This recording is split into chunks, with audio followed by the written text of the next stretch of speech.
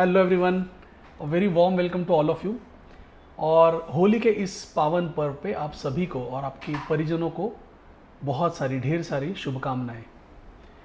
Guys, market में ये पूरा जो वीक है एक तरह से साइडवेज रहा है, कोई भी डिसाइसिव मूव इस वीक में नहीं मिली है। एक तरह से ये अच्छी भी न्यूज़ है और एक तरह से बुरी न्यूज़ है। अब ये बुरी न्यूज़ क्यों है? बिकॉज ऐसा हो सकता है कि ऐसे सिचुएशन में जब मार्केट साइडवेज में है तो वो ज़्यादा समय तक साइडवेज में रह सकता है। और अच्छी न्यूज़ इसलिए है बिकॉज जब मार्केट साइडवेज होता है तो वो एक कॉम्प्रेशन का दौर है, और जब कॉम्प्रेशन होता है तो उसका जाहिर से एक तरफ एक्सपांशन भी हमें देखने के लिए मिलेगा। सो एक तरह से ट्रेंडिंग मूव जो आ सकती है, जो पिछले हफ्ते में मेरा एक्सपेक्टेशन था कि बैंक निफ्टी में एक ट्रेंडिंग मूव आ सकती है, और उसी को ध्यान में रखते हुए हम ओवरऑल मार्केट को देख रहे थे। तो अब क्या हुआ है, इस वीक के ओवरऑल स्ट्रक्चर के अकॉर्डिंगली निफ्टी ने एक अच्छा खासा लेवल अचीव कर लिया है। एक तरह से बॉटम बना के 22,000 के आसपास एक हाई बना लिया है, और अभी वहाँ पे कंसोलिडेशन के फेज में निफ्टी चल रहा है। वेयर एज बैंक निफ्टी ने इसी सारे फेज में एक नया लो बना दिया है, but it is more like a fake breakdown, right. तो आइए इन्हीं सभी चीज़ों को समझते हैं।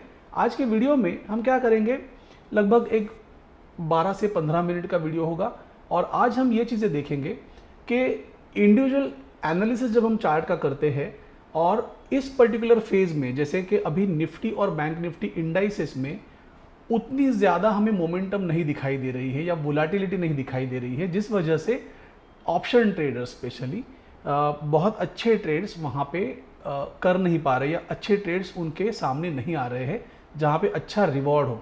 तो वो आइडेंटिफाई करने के लिए फिर आप किसी स्टॉक्स पे भी फोकस कर सकते हो। तो वह आप स्टॉक्स कैसे आइडेंटिफाई करोगे?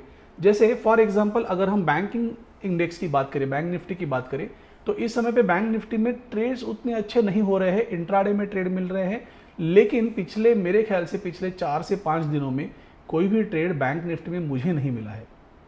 तो उस समय पे मैं क्या कर रहा हूँ, तो I am trying to find stocks, और उस पर क्या लॉजिक हम अप्लाई कर रहे हैं वो मैं आज आपके साथ शेयर करूँगा। उसके साथ ही हम एनालाइज करेंगे निफ्टी और बैंक निफ्टी का इंडिविजुअल चार्ट, और बाद में हम रेशियो चार्ट देखेंगे, और रेशियो चार्ट किस तरह से हमें बैंक निफ्टी में ट्रेड लेने के लिए या बैंक निफ्टी में ट्रेंडिंग मूव आने के बारे में कैसे हमें एक तरह से गाइड कर रहा है या हिंट दे रहा है, उसे थोड़ा सा हम समझने की कोशिश करेंगे। चलिए तो शुरू करते हैं। I am starting with Nifty bank Nifty, दोनों इंडेक्स मेरे अगल बगल में यहाँ पे है। तो एक तरह से बॉटम जो फॉर्मेशन है निफ्टी का वो 4 मार्च को हो चुका है, और 4 मार्च के बाद बैंक निफ्टी में एक नया लो भी यहाँ पे बना है 11 मार्च के करीब, राइट। सो अभी करंटली ये जो लेवल है 48,000 का, वो बहुत अच्छी तरह से सपोर्ट के तौर पे बैंक निफ्टी के लिए काम कर रहा है, और वही 22,000 का लेवल निफ्टी के लिए काम कर रहा है। ये एक तरह से हम देख रहे हैं। नाउ जब ये बुलिश मूव यहाँ से फिर से शुरू होगी, उस बुलिश मूव में हम स्टॉक्स को कैसे आइडेंटिफाई करें? जैसे कि अभी हम निफ्टी या बैंक निफ्टी दोनों में देखें तो एक तरह से हम एक लंबे डाउन ट्रेंड के एक तरह से पॉसिबल एक इंटरमीडिएट बॉटम की लेवल पे यहाँ पे है, और ये बॉटम से जब बाउंस होगा तो कौन से स्टॉक्स पे हम फोकस कर पाएंगे? तो एक थोड़ा हिस्टोरिकल एग्जांपल लेते हैं, हाइंडसाइट में देखते हैं थोड़ा सा। पिछली बार जब ऐसा एक करेक्शन हुआ था तो उस करेक्शन के दौरान कौन से स्टॉक्स ने निफ्टी के मुकाबले अच्छा परफॉर्म किया था? दो एग्जांपल देखते हैं। एक एग्जांपल देखते हैं जहां पे आउट परफॉर्मिंग स्टॉक देखेंगे, और दूसरी जगह पे देखेंगे नॉर्मल निफ्टी की तरह जिस स्टॉक का बिहेवियर है वो स्टॉक कैसे चला है। तो मेरे सामने यहाँ पे आईसीआईसीआई बैंक और निफ्टी 50 का चार्ट है, और ये जो करेक्शन हम देख रहे हैं ये करेक्शन 3 सितंबर 2018 को शुरू हुआ था। हम ये करेक्शन देख रहे हैं 2018 में जो करेक्शन शुरू हुआ था। 2018 में 2 करेक्शन हुए थे। एक करेक्शन जो पहला था वो जनवरी टू मार्च, इस 3 महीने के फेज में था, और दूसरा जो करेक्शन हम देख रहे हैं वो सितंबर टू अक्टूबर, ऐसा एक करेक्शन हमें यहाँ पे देखने के लिए मिल रहा है। सो निफ्टी में 3 सितंबर से ये करेक्शन शुरू हुआ, और 26 अक्टूबर को इस करेक्शन का बॉटम हुआ। बट इसी फेज में अगर आप देखोगे तो बैंकिंग के स्टॉक्स में आईसीआईसीआई बैंक अगर हम एज ए एग्जाम्पल लेते हैं तो आईसीआईसीआई बैंक में टॉप तो हुआ है 31 अगस्त को, राइट, और वहाँ से जो गिरावट शुरू हुई है, ये गिरावट होने के बाद यहाँ पे हमें 4 अक्टूबर को ही बैंक निफ्टी में एक तरह से बॉटम फॉर्मेशन हो गया है, और यहाँ से बाउंस आना जो है वो शुरू हुआ है। तो ओवरऑल जब करेक्शन यहाँ पे निफ्टी में ख़त्म हुआ 26 अक्टूबर के पास, तो ये 26 अक्टूबर लगभग यहाँ पे कहीं है, राइट। सो इस 26 अक्टूबर के करीब निफ्टी में एक तरह से हम देखें तो यहाँ तक की ये मूव हो चुकी है।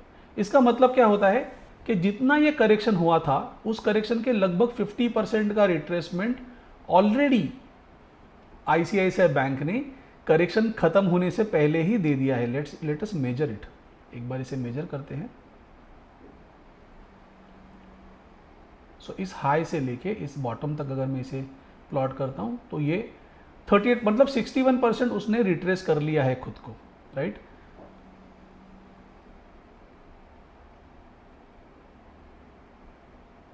सो इस लो पे मैं इसे अगर प्लॉट करता हूं तो लगभग 61% उसने रिकवर कर लिया है ना। और 38% का ही फिर अभी आगे का जो रिट्रेसमेंट है वो पेंडिंग है।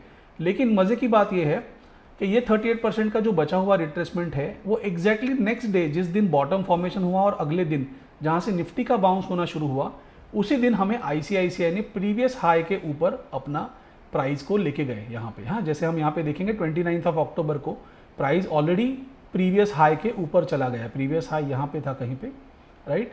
सो इस प्रीवियस हाई के ऊपर इस दिन पे एक्शन चली गई है। इसका मतलब क्या हुआ है कि निफ्टी के कंपेरेटिवली आईसीआईसीआई बैंक एक आउट परफॉर्मिंग स्टॉक उस समय पे था 2018 में। अगर इसी जगह पे हम एक्सिस बैंक को देखें, बैंकिंग का ही स्टॉक्स ले रहा हूं मैं डिलिबरेटली बिकॉज उसमें उतनी अच्छी मूव हमें नहीं देखने के लिए मिली थी। और हम देख रहे हैं 2018 का करेक्शन। सो 2018 का करेक्शन यहाँ पे भी मान लीजिए 3 तारीख के आसपास यहाँ पे शुरू हुआ है। 30 अगस्त से ये करेक्शन शुरू हुआ है।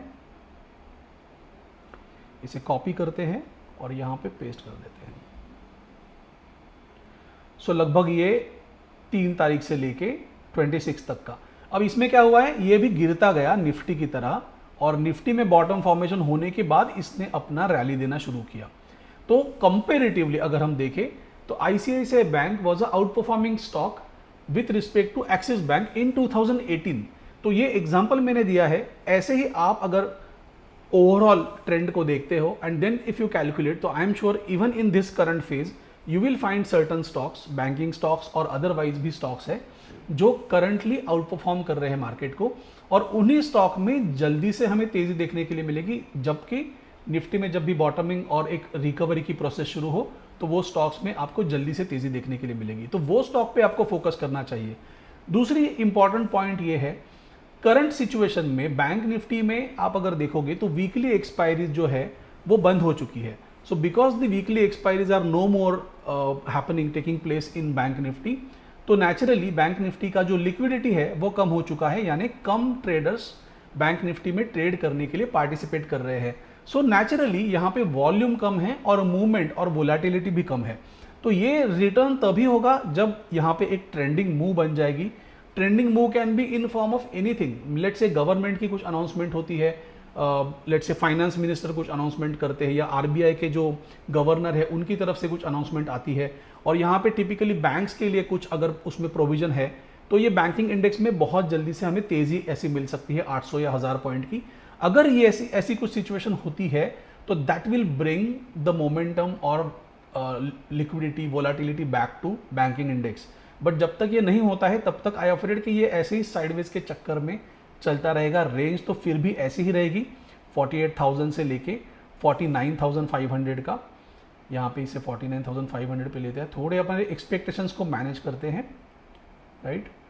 और ये आसान हमारे लिए इसलिए होगा, ये आसान इसलिए होगा बिकॉज ये जो सारा फेज है, ये फेज में जब साइडवेज मार्केट है तो कोई भी ट्रेंडिंग मूव हमें नहीं मिल रही है या हम कोई भी किसी भी तरह से पोजिशनल ट्रेड यहाँ पे नहीं ले रहे हैं। बट जब आप स्टॉक्स को देखोगे तो स्टॉक्स में एक क्लियर स्ट्रक्चर आपको दिखाई देगा and that structure will encourage you to trade in those individual stock. तो वो आपको फाइंड आउट करना है। कमेंट में मुझे ज़रूर बताइए कि आप कौन से स्टॉक में इस तरह से ट्रेड लेना प्रीफर करोगे। पिछले 10 दिनों में मैंने निफ्टी या बैंक निफ्टी में कोई भी ट्रेड नहीं लिया है और जो स्टॉक्स में ट्रेड मिल रहे हैं they are helping me a lot, right. तो ये हमारा एक टॉपिक हुआ।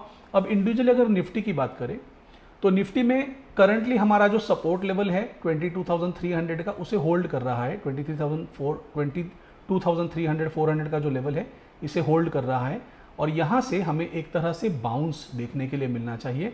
Typically I would be happy अगर ये 22,600 के ऊपर ट्रेड करना शुरू करें तो हम एक तरह से कह सकते हैं कि अभी ये साइडवेज रट से एक तरह से बाहर निकल चुका है। बट जब तक ये साइडवेज ट्रेंड से बाहर नहीं निकलता है, we will not be very aggressive while trading in Nifty. हाँ, तो ये बात को थोड़ा ध्यान रखिए। टारगेट्स कुछ भी चेंज नहीं हुए हैं, रिट्रेसमेंट शायद हो सकती है, बट ये जो बुलिश रैली है उसका ही रिट्रेसमेंट होगा। Currently it is going sideways which is a very good sign. Most importantly US market में फॉल हो रहा है, लेकिन in spite of that Indian market में जो है गैप डाउन या गैप अप ओपनिंग होने के बाद एक फॉल इनिशियली होता है और फिर उसमें रिकवरी होती है, which is a very good sign. In a way एक तरह से इंडियन मार्केट भी हमारा जो है वो यूएस मार्केट को आउट परफॉर्म कर रहा है, and that is a very good sign for this particular year. For now ये क्या है, जैसे मार्केट का प्राइस एक्शन चेंज होगा तो हमारा एनालिसिस भी अकॉर्डिंगली चेंज हो सकता है। तो उन चीज़ों को ध्यान में रखते हुए अभी करंटली ये ट्रेंड ठीक ठाक अच्छा खासा दिख रहा है। It should start trading about 22,600 so that हमें ये कंफर्मेशन मिले कि अब ये बुलिश ट्रेंड ही रहने वाला है। बैंक निफ्टी में भी सिमिलर सिचुएशन हो रही है। बैंक निफ्टी ने एक नया लो बना दिया है और एक तरह से ये सपोर्ट का लेवल है, हाँ, 47,845 का या 850 का जो लेवल है वहाँ पे सपोर्ट लेके it is in a way bouncing from those levels. तो ये लेवल हमारे लिए बहुत ज़्यादा हेल्पफुल है। और पिछला भी जो हमारा लो था 48,000 का, तो ये लेवल एक तरह से बहुत बहुत सिग्निफिकेंट लेवल है। एक बार शायद ऐसा भी हो सकता है कि इसे ब्रीच करके नीचे चली जाए प्राइस और बहुत क्विकली रिकवर करना चाहिए, but then that recovery has to be very quick. ये एक रिक्वायरमेंट इसमें है और वो रिकवरी के बेसिस पे ही overall if you ask me कि जो करंट स्टॉक्स को भी मैं देख रहा हूँ, बैंकिंग के स्टॉक्स को, उन्हें देख के ये ऐसा बिल्कुल नहीं लग रहा है कि बैंक निफ्टी में नया लो बन सकता है या बैंक निफ्टी में कोई किसी तरह का वीकनेस बचा हुआ है। It is a stronger index and it should ideally bounce from these levels. ये आने वाले वीक में बाउंस आना ही चाहिए, ऐसा एक एक्सपेक्टेशन है। Let us see how it actually goes. और टारगेट्स अभी मैं चेंज नहीं करूँगा, फिलहाल जो 49,100 का टारगेट है वो वैसे ही रखेंगे, but before price reaches to this level मेरे हिसाब से एक 48,500 का टारगेट भी अचीव होना ज़रूरी है। सो 48,500 पे हमारा एक नया टैग या टारगेट हम प्लॉट करते हैं, and that will be one more way how we will observe follow this bank Nifty का इंडेक्स।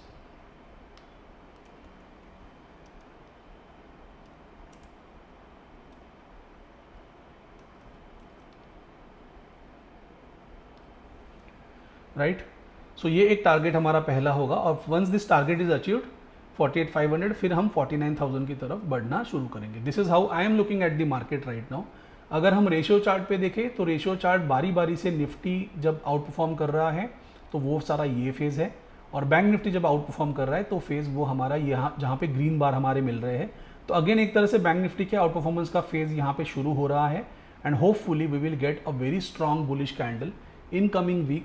ऐसा एक मेरा मानना है, ऐसा एक्सपेक्टेशन है, एनालिसिस ये कहता है। तो let us observe how this banking index and as well as Nifty they are performing in this particular week and how they deliver as per our analysis. ठीक है, कमेंट्स में मुझे ज़रूर बताइए how did you find the example of ICICI and Axis bank in 2018 and that will be helpful for your analysis which you will do in this 2025. Thank you so much for watching guys. I'm signing off. Bye bye.